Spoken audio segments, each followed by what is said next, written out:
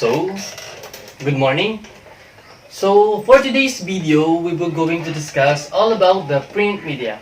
So, last meeting, diniscuss na ni Micaela kung ano yung second revolution or kung ano yung nilalaman ng second revolution. So, dito, parang bibigyan lang natin ng short recap yung diniscuss niya. Then, the next is we will discuss what is print media together with its importance and advantages.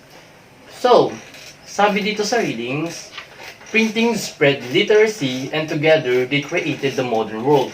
So para sa akin, sang-ayon naman ako doon kasi yung print media helps to improve the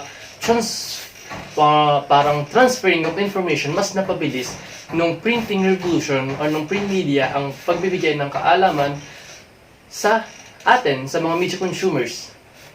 Then, there were so many people which is illiterate during that time but changed into something else after the revolution.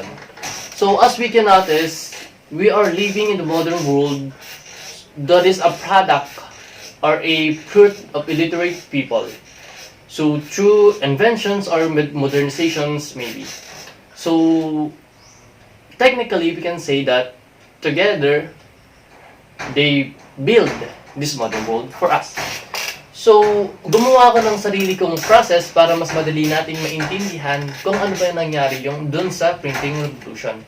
So, the first is from writing, followed by printing, which gives the opportunity for the availability of books. And from that availability of books, dun papasok yung expansion ng literacy na nalalaman natin. And once na maramdaman natin na, ay, gusto ko pang matuto, ay, gusto ko pang mas may malaman, doon napapasok yung call for more books, then the process will continue hanggang sa dumami yung libro. Balikan natin ang nangyari doon sa vernacular printing.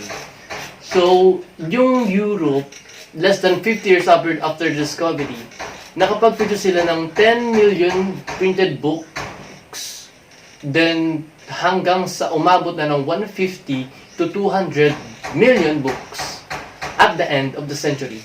So dito, makikita natin na ang laki na nung impact na nangyari during the second revolution after the discovery of printing. So, sinasabi rin dito na may question dito na, why do we bother to read? Bakit nga ba kailangan nating magbasa? What is advantage? Ano yung may tuturong nung pagbabasa sa atin? May sinabi sa akin yung editor ko, hindi ko alam kung kailan, basta sabi niya is, hindi ka magiging magaling na manunulat kung hindi ka nagbabasa. Na siya, tama naman, ma-agree naman ako sa kanya. Kasi, how can we learn something?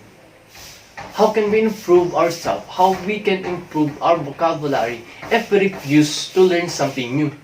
If we refuse to acknowledge new things for us, if we refuse to acknowledge new experience or new materials, di ba? Hindi tayo mag-improve kung hindi tayo nagbabasa. Then, example na rin natin yung nangyari doon sa mga peasants based on na rin sa article. So, sinasabi na hindi alam ng mga peasants kung ano ba yung sinasabi ng gospel tungkol sa kanila. But, through that reading, parang through reading, nalaman nila kung ano ba talaga yung totoong sinasabi ng gospel sa mga mahihirap at sa mga oppressed na katulad nila.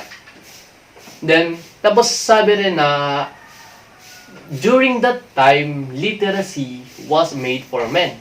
Kasi di ba nga, on the early times, even us, the Filipino, have this toxic mentality na yung pag-aaral ay ginawa lamang sa lalaki. Tapos, yung mga babae, ang sole reasons of their existing ay para to bear a child. Para mag-alaga ng bata. And hindi sila ina-expect na makapag-aral or matuto. So, yun yung kalagay ng literacy during that time. So, moving on. So, next in line is the engines of printing literacy, which consists of four major things. The first is the fuel on religious reformation, secular renaissance, spirit of nationalism in the growth of mercantilism. Then, hindi na natin papasadayan kasi na-discuss na rin siya ni Micaela.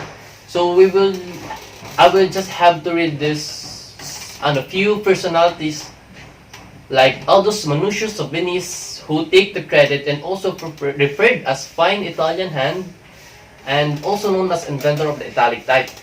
So the second is P. Sieng, a blacksmith and alchemist, invented movable type, molding characters out of baked clay pottery type that he held in the iron frame. But dun sa invento ni P. Sieng, parang hindi siya although nagamit siya pero hindi siya ganun umusbong. Kasi nga, walang ink na nagmamatch para dun sa na-invento niyang printing process, something like that. So, the third one is the popular Johannes Gutenberg, the one who invented the movable type printer that fuels the history of printing press about year 1450s. Then, let me give you a trivia. Did you know that the Diamond Sutra is the oldest book surviving today? It measures 16 feet long. It was printed into wood and stone. So, it was discovered undisturbed amid thousands of Buddhist texts stored in subterranean chamber in the desert of western China, and where dry conditions minimize decay. So, yun yung reasons kung bakit na-preserve yung Diamond Sutra. So, pasok na tayo dito sa pinakang part ng discussion natin, which is the print media. So, last time, hindi ko na masyadong maalala kung sino yung nagtanong kung ano daw yung mas preferred nating basahin.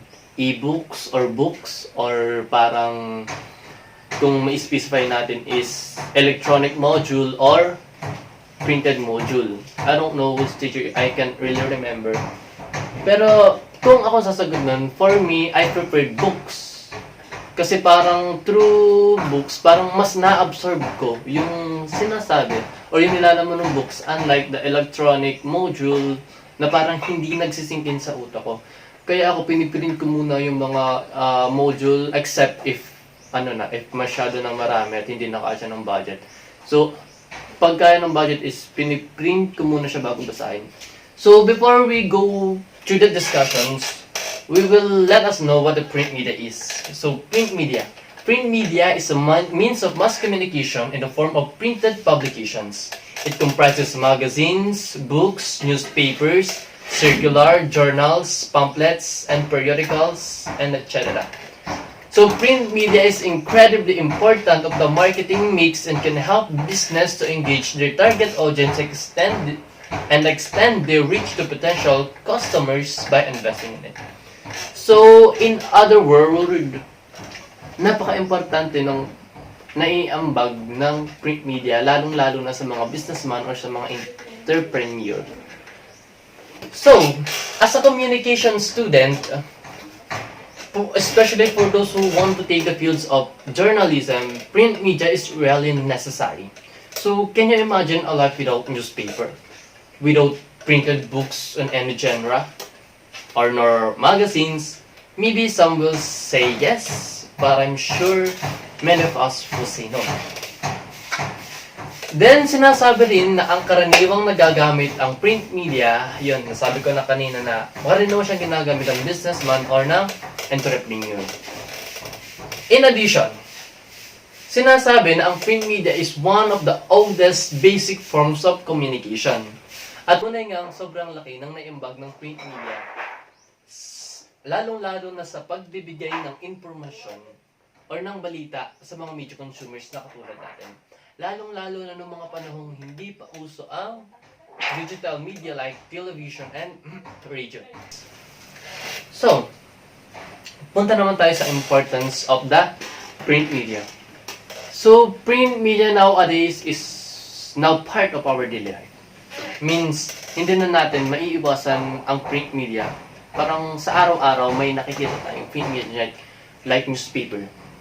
So, ano pa kaya sa estudyante na katulad natin? So parang it gives us the satisfaction. It gives us the satisfaction as a student which is willing to learn and discover more. It also gives us the satisfaction within ourselves through entertainment. It helps the businessman to establish their brand or product through advertisement, as the marketers know the significance of having a well-recognized brand. And printed publications and other branded materials are an excellent way to establish your brand. Tama naman, di ba? Because it allows you to bring the aesthetic qualities of font, colors, images, lalong-lalo na yung texture, nakatutulong sa mga businessman sa pag-promote ng product na pinopromote nila. I mean, based on my self-experience, kapag nag-open ako ng website, it takes only a second for me after closing it. Parang, ini-scan ko lang kung ano yung meron dun sa website na yun, then that's it. Unlike sa books na parang, andun yung willingness, andun yung engagement ko sa books para tapusin or para simulang basahin kung ano yung nilalaman ng books. So with that, mas may natutunan ako kaysa dun sa mga website na pinupuntahan ko. Then, parang ganun din pagdating sa advertisement. Di ba pag nag-open tayo ng website, parang lumabas lamang yung pop-up, wala pang mga 3 seconds, kino-close na natin yan kasi parang nakakainis. Parang nakakainitang pop-up ng pop, hindi naman kita kailangan, something like that. Unlike dun sa, kung pagbabasahan natin ay yung newspaper, andun na siya eh. Parang parang hindi siya pinilit na ilagay dun sa newspaper. Parang mas ma-appreciate natin yung ads pag nasa newspaper kasi hindi na lang siya basta nagpa-pop out. Parang mas interesting tingnan. Ganon. Yun yung part ko. Hindi ko alam kung ako lang ang nakakaramdam ng ganung bagay or or kayo din. Kasi parang mas may appeal sa akin yung ganon. Basta, something like that. Anyway, that is the reason why print media is really important to the businessman and entrepreneur. But, sabi nga, sa lahat ng advantage, hindi talaga mawawala yung mga disadvantage. So, after we learned what is the advantages of the print media, we will now tackle what its disadvantage. So, as a media gives a lot of benefits, it can also gives a major negative effects, as in major negative effects. First, it has a minimal interaction. Hindi katulad ng digital media, limited or mas maliit ang audience na sakop ng print media. But on the positive side, mas napagtatanto or mas naalalaman ng mga businessman kung sino lang ang dapat nilang paggastusan ng advertisement nila or sa pagpo-promote ng product through audience segmentation. So, mas nakakalesen yung cost ng production. Yun. So, second, it can react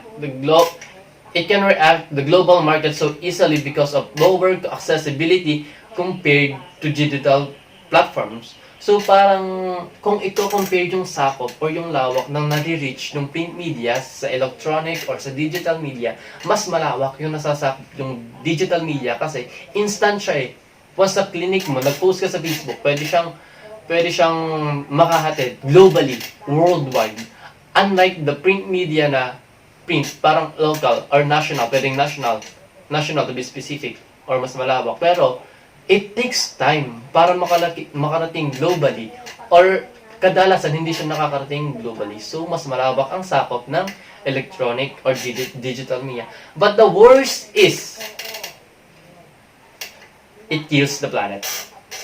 As the woods are the major ingredients in making paper and the paper as a major tools on printing, nagkakaroon ng negative effects sa kalikasan. Kasi sa pagtaas ng demand ng production ng mga libro, dun papasok dito yung call for more books. Tataas yung demand ng libro. So, ganun din yung sa printing. Tataas din ang kakailanganing gamit para makapag-print ng libro. Ay yung kahoy, ang pangunahing ingredients or pinagmumula ng papel, So, once na hindi disiplinado or walang pakialam sa kalikasan yung company na puto ng puno lamang at hindi sila nagtatanim ng panibago to ensure the environment, magkakaroon ng major problem. So, yun mga disadvantage and advantages ng print media. And that's it. That is the print media. So yan. Thank you for listening.